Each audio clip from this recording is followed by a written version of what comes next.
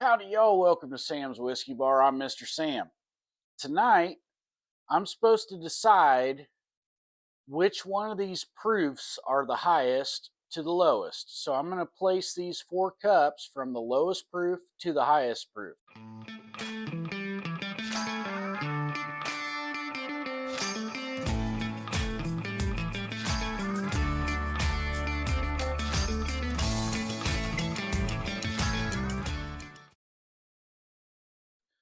The only problem with this is I walked down here and I saw 4 bottles missing that are covered in a terry cloth right here below me. And I know which bottles are in here, and it's the Barrell Bourbon. I just bought 4 Barrell Bourbons. They run from like 110 to 120. So they're all within 10 proof. I'm not quite sure how I'm going to do this, except that just by the eyes and knowing what I know by walking in here and seeing they're gone, is I think this is the Barrell Seagrass. And I think that's the highest. I think it's the highest. So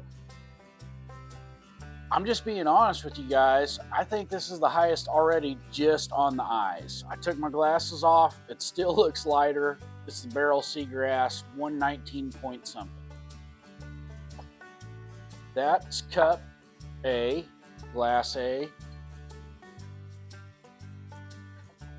glass B, glass C, glass D.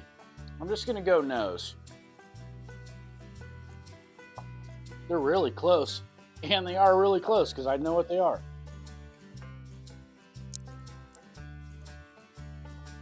Woo. Y'all, if you got the $100 to spend on a Barrell product, take a chance. Even the ones that didn't get good reviews are hitters. They're all good.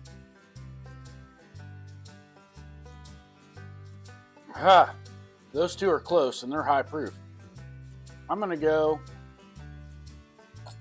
and this is unfair. I believe this is to be the Seagrass based on the color. I'm going to go highest proof on A, cup A.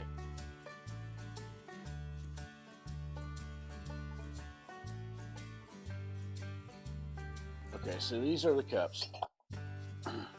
I'm going lowest. These 2 are a toss-up right here, but I think that was just a little bit hotter. I'm going, can't see through it, B, D, C, A as lowest proof to highest proof. And underneath the terry cloth down here are the Barrell Bourbons. Yep, those are the Barrell Bourbons. They're under this cloth. So, and they're in order A, B, C, D, just like they were on the table. And A was the highest proof,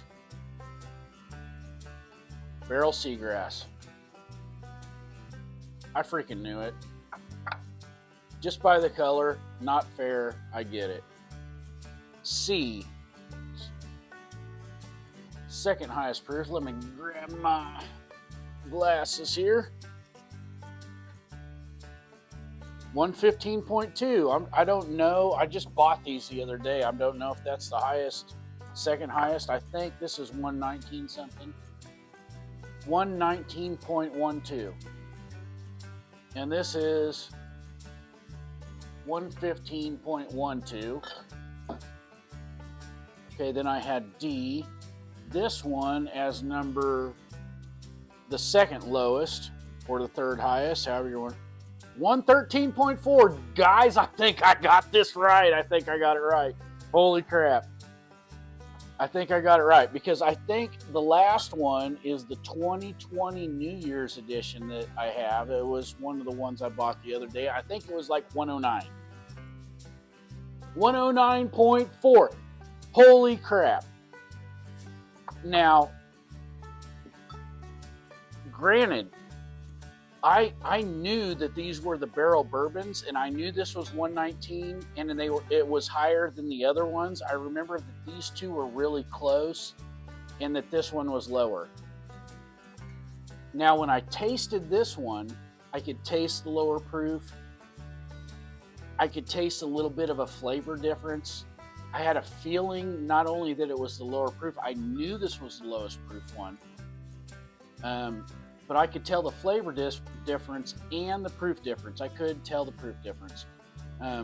So I put it as the lowest proof. It was an educated guess. This one, the color gave it away, but the nose and the taste, I would have put it at number one as far as proof. Now these two right here were really close, but this one just had a little bit more sting on the tongue. It's hung around a little bit longer. It was just a little bit hotter, and these aren't that far off. 115 to 113. I mean, they're close. But this dude right here, these are private barrels, private release. This is a B38K blend, bottle 33, my wife's lucky number.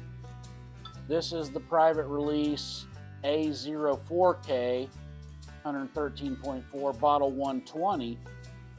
Super, super good whiskeys. I mean, guys, I'm going to be honest with you. I'm tired of the $20 whiskeys. I'm tired of the $30 whiskeys, and I'm tired of the $40 whiskeys.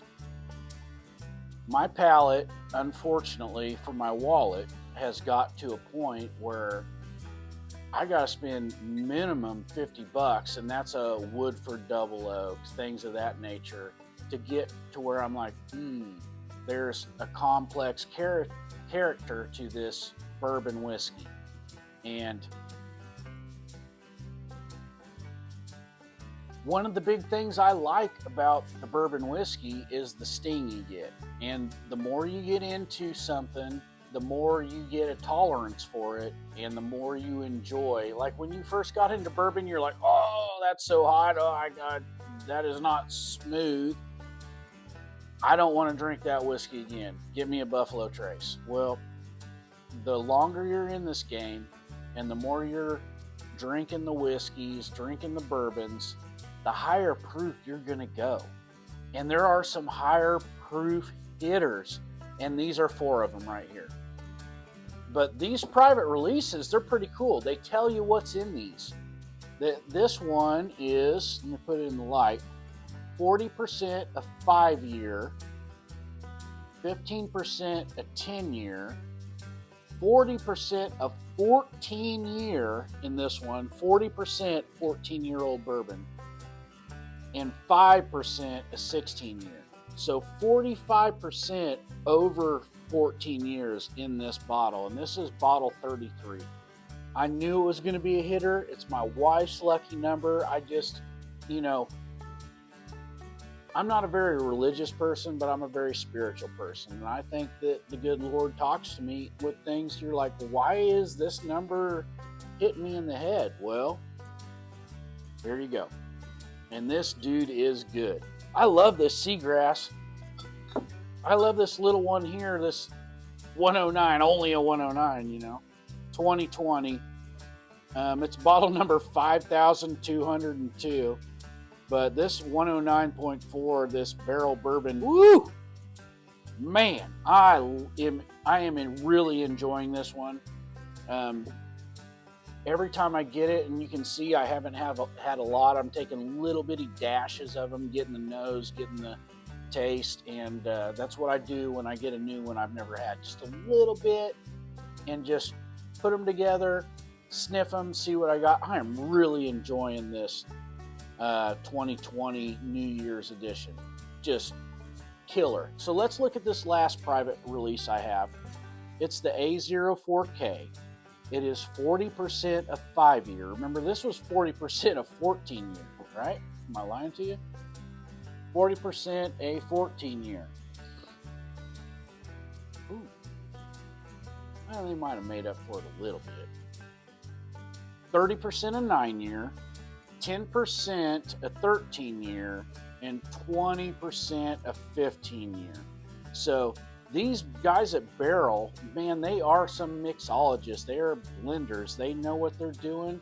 And I don't know how many barrels was in this batch, but these guys at Barrell can blend some bourbon. If you can find a dovetail, if you can find something and you got the $100 to drop on one of these barrel bourbons, give one a shot. You know, the good Lord might have put one in your path just so you can go, oh, Mr. Sam wasn't just full of crap. These are some good bourbons. Give these a chance. And guys, this doesn't happen very often, but I headshot these because I saw the shelf. So that was not fair. I knew which one it was, but not only that, I got the proofs right, which I cannot believe that I got these two right. But this was just a little bit hotter, and I love this 33. I'm starting to like the hot. I'm starting to like the rye. I've even got a Scotch I like now.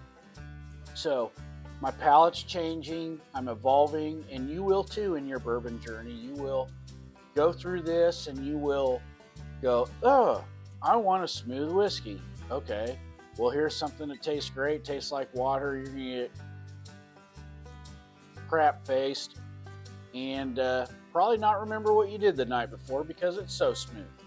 And then you move on and you go, okay, I'm going to step up a little bit and a little bit more. You know what? I'm going to drop $200 on a bottle. I've done my research. I've been in this game a little while. This is a bottle I want. A birthday bourbon, what you stag, what name your hitter. And then you're going to hit those or get a sample of one or go to a bourbon bar that has one that you can spend an ungodly amount of money for 2 ounces and try that and go, I get it. I get it.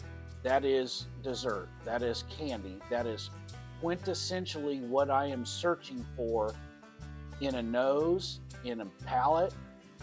And there's some $100 whiskeys out there that'll get it done for you. These are not my favorite whiskeys in my bar. I'm really digging on the Calumets, the 14, 15, and 16. But guess what, guys? I can go back to a Wild Turkey 101 and be completely satisfied. A Knob Creek, a Rare Breed. Yeah, I like the Wild Turkey stuff. I like the Jim Beam stuff. You know, I'm an equal opportunity bourbon drinker. There are a ton of bourbons out there that are worth your time. So if you're getting into this, if you're buying stuff, go ahead and start at that $20, $30 level, but it's not going to last a couple years because you're going to end up going, holy crap. So Mr. Sam says, go ahead, save up $100, buy yourself a quality whiskey, and tell me I'm wrong when you catch me next time.